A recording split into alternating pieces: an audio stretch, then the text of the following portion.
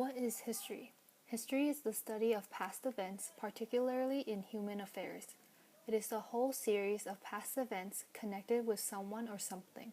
In the song We Didn't Start the Fire, Billy Joel compiles a list of important people and events between the time period 1949 to 1989. Our project primarily focuses on MJ squared, Marilyn Monroe, Joe DiMaggio, and John F. Kennedy.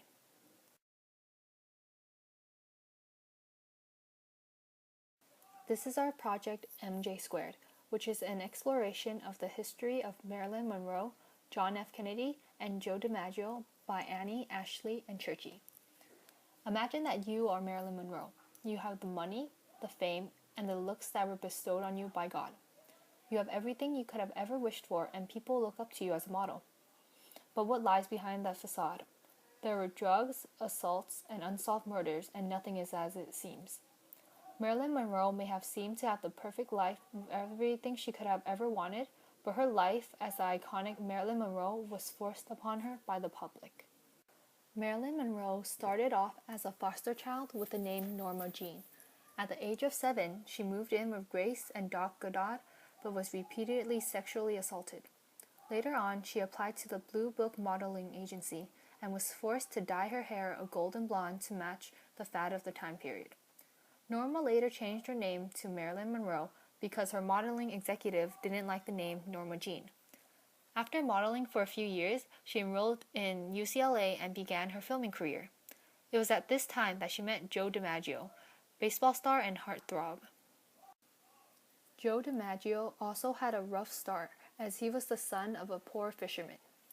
DiMaggio didn't get a break in the baseball community until he subbed for his brother in the San Francisco Seals. It was then that his baseball career started. He broke the record for the most consecutive hitting streak, and he was known for this record as it still stands now. After breaking the previous hitting streak, baseball became his life. Unfortunately, DiMaggio tore his ligament and had to go on medical leave for a few years. He was able to return to the sport, and Monroe and DiMaggio were soon married in San Francisco on January 14, 1954. This lovely couple traveled to Japan, where she filmed a scene for the movie 7-Year Itch. There, Marilyn filmed the iconic skirt-blowing scene with co-star Tom Ewell, the scene that infuriated DiMaggio. After a week, the couple separated, and unsurprisingly, DiMaggio and Monroe divorced 274 days later. After the divorce, Marilyn drowned herself in drugs to cope with the loss of DiMaggio. Many people lost faith in Monroe as she consumed more and more sleeping pills and alcohol. Although she was intoxicated, she was still a star.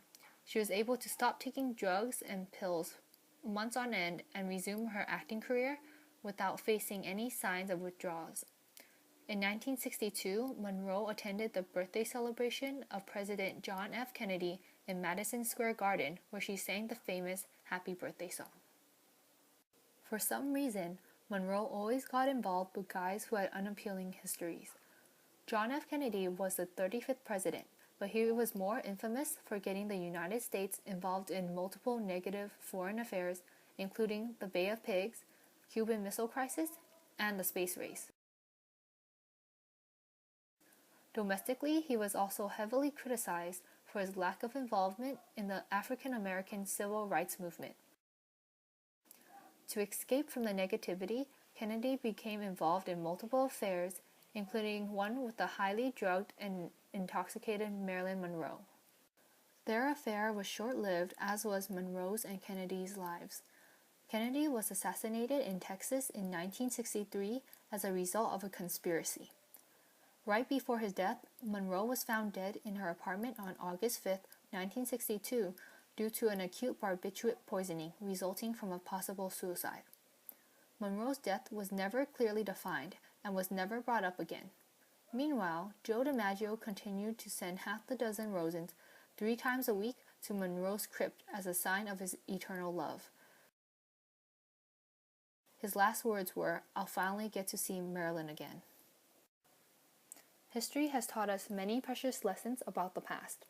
It has taught us about the fragileness of human life and the importance of preserving and strengthening that fragileness. History has also shown that many times the lines between reality and fiction blur as social media meets private life. As part of our project, our group explored the blurred lines in the lives of Marilyn Monroe, Joe DiMaggio, and John F. Kennedy. Our exploration has proven that our brain has selective hearing, especially when our beloved idols are at fault. But in the end, that selective hearing can only go so far as the truth will eventually be revealed.